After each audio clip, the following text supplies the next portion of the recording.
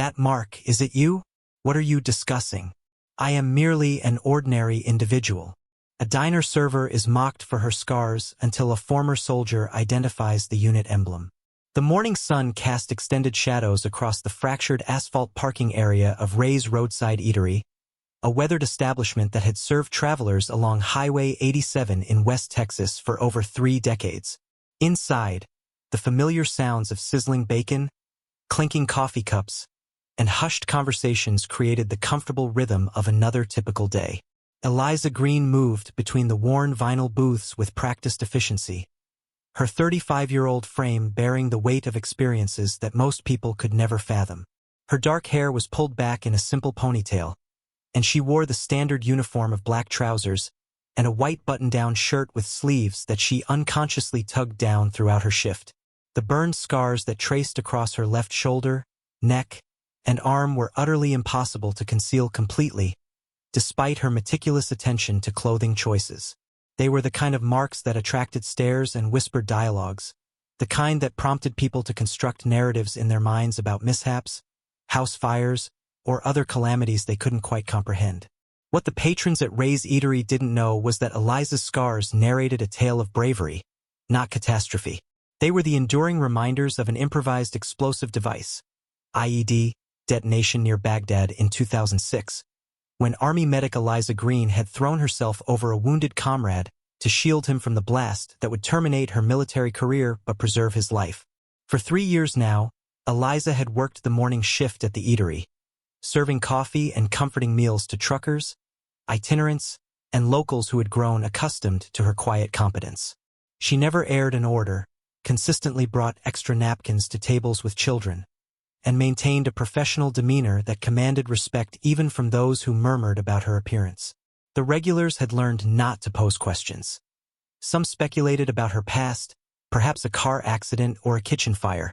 Others simply accepted her presence as part of the diner's ambience, valuing her efficiency and the way she anticipated their needs without superfluous conversation. Eliza preferred it that way. Anonymity was a privilege she had chosen deliberately after her medical discharge from the Army. The commendations in her dresser drawer at home, including a Purple Heart and a Bronze Star with V device, remained hidden, just like the faded 2nd to 7th Infantry emblem on her forearm that she kept carefully covered. In this small corner of Texas, she was simply Eliza, the server, not Sergeant Eliza Green, combat medic who had rescued 17 lives during 2 deployments in Iraq before her own service concluded abruptly and painfully. The morning rush had settled into its accustomed rhythm when a group of out-of-town contractors arrived. Their loud voices and coarse humor immediately disrupted the diner's tranquil atmosphere. They were employed on a pipeline project outside the town and had made Ray's their customary breakfast stop, much to Eliza's displeasure. "Hey, Scarface," called out Ben Carter, the apparent leader of the group, as Eliza approached their table with coffee. "Try not to spill any on us. We wouldn't want to end up resembling you." His companions guffawed at the cruel jest, their eyes following Eliza's movements as she poured coffee with steady hands, her face displaying no reaction to their taunts. She had learned long ago that responding only emboldened them and that dignity was sometimes the only defense available against such malice. "What befell you anyway?" asked another contractor, his voice loud enough to carry across the eatery. "House fire? Vehicle wreck? Or did someone intentionally inflict that upon you?" Eliza continued her duties silently, refilling their cups and taking their orders with professional efficiency. Her military instruction had taught her to operate under duress, to maintain composure even when under assault. These men were not enemy combatants. They were simply cruel civilians who had never acquired respect. At a corner booth, an elderly couple exchanged uneasy glances but remained silent. At the counter, a truck driver concentrated intently on his newspaper, avoiding eye contact. The other patrons had grown accustomed to these morning performances, most opting to disregard the harassment rather than intervene. "I wager she can't even smile with all that scar tissue," Ben continued, emboldened by the lack of response from both Eliza and the other customers. "Must be why she works in a dump like this. Who else would employ someone who appears like that?" Eliza's hand tightened almost imperceptibly on her coffee pot, but her expression remained neutral. She reflected upon the soldiers she had treated in field hospitals, young men and women who had endured far worse injuries than hers, who had confronted their agony with courage and resolve. Their memory fortified her strength to endure these petty cruelties. It was then that the diner's front door opened with the soft chime of its bell, and a man in his early 40s entered. He wore faded denim jeans, work boots, and a weathered Marine Corps cap that had seen better days. His bearing was unmistakably military. Straight posture, alert eyes that automatically scanned the room, and the careful, measured movements of someone who had learned to assess dangers and opportunities instantly. Daniel Vance had been driving cross-country, taking his time to visit places he had never seen during his years of military service. The diner appeared to be the kind of place that served honest fare and strong coffee, precisely what he needed after spending the night in a roadside motel. As he settled into a booth near the window, his eyes found Eliza moving between the tables. Something about her demeanor captured his attention. The way she conducted herself with quiet dignity despite the obvious harassment she was receiving from the contractors. He had witnessed that kind of composure before, in combat zones where maintaining professionalism could signify the difference between life and death. When Eliza approached his table, her sleeve rolled up slightly as she reached for his coffee cup, revealing just a glimpse of scarred skin and something else, the faded edge of what looked like a military emblem. "Coffee?" Eliza asked quietly, her voice carrying the neutral tone she used with all customers. "Please," Daniel replied, studying her face with the intensity of someone trying to recall a half-remembered image. "And thank you." As Eliza poured Daniel's coffee, he noticed the way she moved, efficient, purposeful, with the kind of spatial awareness that stemmed from working in high-pressure environments where every second held significance. When she turned to depart, her sleeve shifted again, and this time he caught a clearer glimpse of the emblem on her forearm. The partial letters he could discern made his breath catch in his throat. 2nd to 7th was barely visible, but for someone who had served in Iraq, those numerals held profound meaning. The 2nd Infantry Division, 7th Brigade Combat Team, had been one of the most decorated units in the Iraq War, renowned for their valor under fire and their exceptional medical corps. Daniel's mind raced back to a dusty street in Kirkuk in 2006, where an IED had nearly ended his existence. He remembered the pandemonium, the agony, and most vividly, the hands of a medic who had worked feverishly to keep him alive while under enemy assault. He had never seen her face clearly through the blood and smoke, but he remembered her voice, calm and professional, assuring him he would recover. Meanwhile, the contractors were intensifying their harassment. "Hey, monster," Ben called out as Eliza passed their table again. "My eggs are chilled. Perhaps if you moved more swiftly instead of hobbling around like a damaged toy, the meal would still be warm when it reaches the table." Eliza stopped at their table, her posture straight despite the verbal assault. "I will have the cook prepare fresh eggs for you," she said quietly, reaching for the plate. "Do not touch it with those mangled hands," another contractor asserted with disgust. "Who knows what ailments you might be carrying?" The cruelty of the remark sent a ripple of discomfort through the eatery. Even the regulars, who usually disregarded the harassment, looked up from their meals, their faces betraying embarrassment at their own inaction. A small child at a nearby table, unaware of the adult dynamics unfolding around him, looked up at Eliza with innocent curiosity. "Lady, did it hurt?" he asked, pointing at her scars. Eliza's expression softened as she looked down at the boy. "Not as much as being overlooked," she replied quietly, a response that carried more weight than anyone in the diner could understand. Daniel felt something click into place in his memory. That voice, that calm professionalism in the face of crisis. He had heard it before in the most dire moment of his life. He stood up from his booth and walked toward Eliza, his heart pounding with the possibility of a connection he had thought forever lost. "Excuse me," Daniel said as Eliza finished cleaning the contractor's table. "May I ask you something?" Eliza looked up at him, noting the respect in his voice and the military bearing that marked him as a fellow veteran. "Of course." Daniel's eyes went to her forearm, where the sleeve had shifted again to reveal more of the emblem. "That emblem," he said softly, 2nd to 7th Infantry. You served in Iraq. The question hung in the air like a direct challenge. Eliza had spent 3 years avoiding this exact moment, the recognition that would strip away her carefully constructed anonymity. But something in Daniel's eyes, respect, not pity, made her nod slowly. 2 tours, she said simply. Medic. Daniel's face went pale as the pieces of his memory fell into place. Kirkuk, 2006. ID on Route Panther. You were the medic who what? Eliza asked, though she was beginning to grasp where this conversation was leading. Who saved my life? Daniel finished, his voice thick with emotion. Corporal Daniel Vance, 1st Battalion. You extracted me from that armored vehicle and kept me alive for 40 minutes until the medevac could reach us. The diner had grown quiet, the usual morning chatter fading as customers sensed something significant unfolding. Even the contractors had ceased their conversation, observing the interaction between Eliza and the former Marine. Eliza studied Daniel's face, and slowly, recognition dawned in her eyes. You were the one with the shrapnel in your chest, she said quietly. You kept inquiring about your unit. They all made it home because of you, Daniel said, his voice carrying across the silent diner. Every single one of them. The revelation transformed the atmosphere in the restaurant. The contractors looked uneasy, beginning to comprehend that their target was not a victim, but a hero. The regular customers felt ashamed of their months of silent complicity in Eliza's harassment. Daniel reached up and removed his Marine Corps cap, holding it over his heart in a gesture of profound respect. Sergeant Green, he said loudly enough for everyone to hear. Thank you for my life.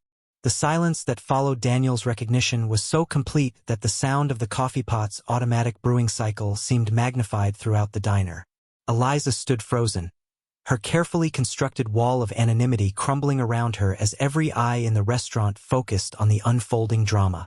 Ben and his fellow contractors looked as though they had been physically struck. The realization that they had been tormenting a decorated combat veteran who had saved lives in Iraq created a crisis of conscience that was written plainly across their faces. The cruel jokes about her scars, the mocking comments about her appearance, the deliberate humiliation. All of it now stood exposed as attacks on an American hero. You're truly a war hero?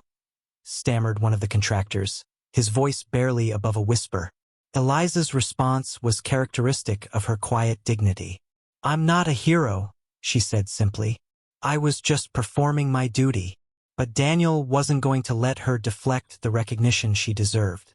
Your duty, he said, his voice growing stronger, was to save lives under enemy fire. Your duty was to run toward danger when everyone else was retreating.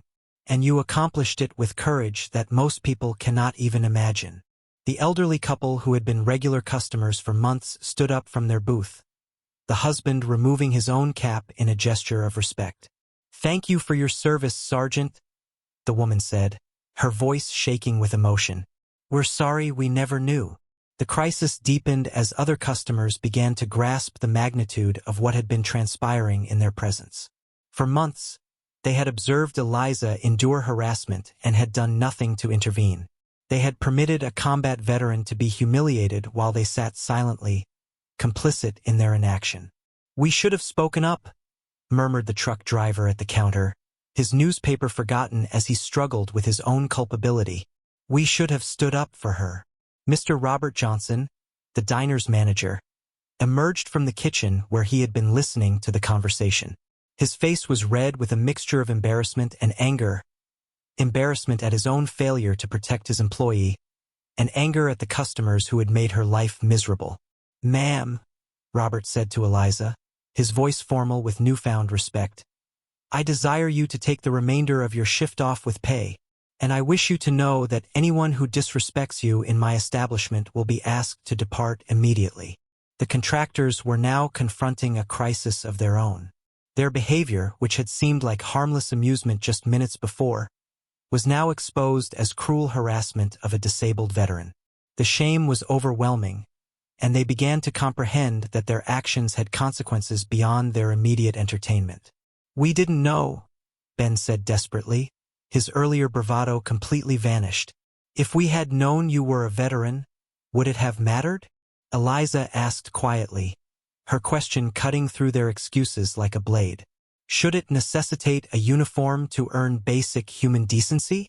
The challenge in her words compelled everyone in the diner to confront their own prejudices and assumptions. How many other veterans were living among them, unrecognized and unappreciated? How many other individuals were being judged by their appearance rather than their character? Daniel stepped closer to Eliza, his presence offering support in this moment of unwanted exposure. You don't owe anyone an explanation, he told her. You've already given more than enough. But Eliza was facing her own internal crisis. For 3 years, she had concealed her service, avoiding the questions and the pity that accompanied recognition. She had chosen anonymity as a form of protection, but now that protection was gone. The scars that had been sources of shame were being revealed as badges of honor, and she wasn't certain how to manage the transformation. I just wanted to be left alone, Eliza said, her voice barely audible.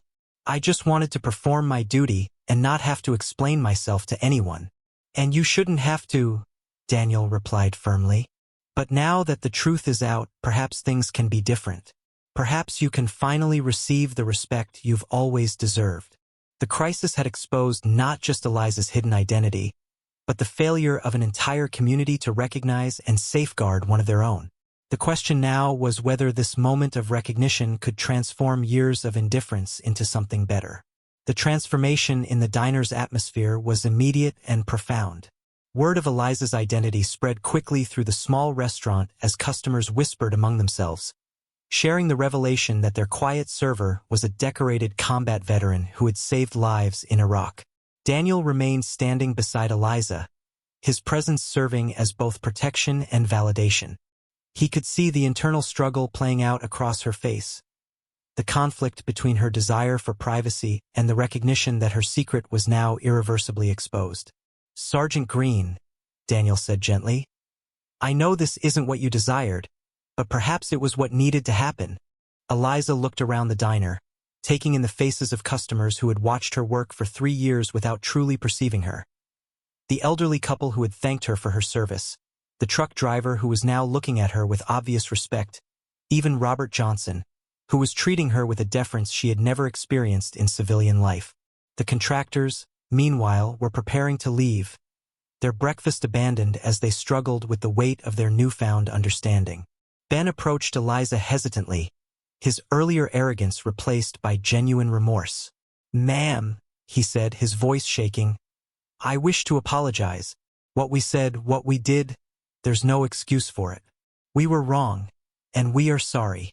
Eliza studied his face, seeing genuine regret rather than the casual cruelty that had marked their previous interactions. Apology accepted, she said simply. But remember this feeling the next time you're tempted to judge someone by their appearance. The climactic moment arrived when Daniel made a decision that would change not just Eliza's immediate circumstances, but her entire relationship with the community she had served in silence. Ladies and gentlemen, Daniel said, his voice carrying the authority of someone accustomed to command, I desire you to comprehend precisely who this woman is. Sergeant Eliza Green didn't just serve in Iraq. She was one of the most decorated medics in her unit. He turned to face Eliza, his eyes filled with the gratitude he had carried for 17 years. She saved my life on March 15, 2006, when our convoy was struck by an IED outside Kirkuk. I was unconscious, bleeding out, and she worked on me for 40 minutes under enemy fire until the medevac could reach us. The diner was completely silent as Daniel continued. But that wasn't the only life she saved during her 2 tours. Sergeant Green treated over 100 wounded soldiers. She earned a Purple Heart for her own injuries, a Bronze Star with V device for valor under fire, and the respect of every soldier who served with her. Eliza felt tears welling for the first time in years as Daniel recounted her service record. She had spent so long hiding from recognition that hearing her achievements spoken aloud felt surreal. The scars you see, Daniel said, his voice growing stronger, are the marks of courage. They're proof that when her nation called, She answered. When soldiers were wounded, she ran toward the danger to assist them, and when an explosion threatened to kill me, she threw herself over my body to shield me from the blast. The elderly woman at the corner booth began to weep openly, her husband's arm around her shoulders, as they both struggled with the emotion of the moment. Other customers were wiping their eyes, overwhelmed by the realization of what they had witnessed without understanding. Robert Johnson stepped forward, his own voice thick with emotion. Sergeant Green, I desire you to know that you'll always have employment here for as long as you wish it, and anyone who disrespects you in my establishment will answer to me personally.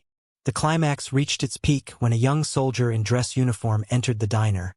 Having overheard the commotion from the parking lot where he had paused for coffee during his drive to a new duty station, he immediately recognized the significance of what was transpiring and came to attention, rendering a perfect military salute to Eliza. Ma'am, the soldier said formally, it's an honor to meet you. Thank you for your service and sacrifice. Eliza, overwhelmed by the sudden recognition and respect, found herself automatically returning the salute, the first time she had done so since her medical discharge. The gesture felt both foreign and familiar, connecting her to a part of herself she had thought was lost forever.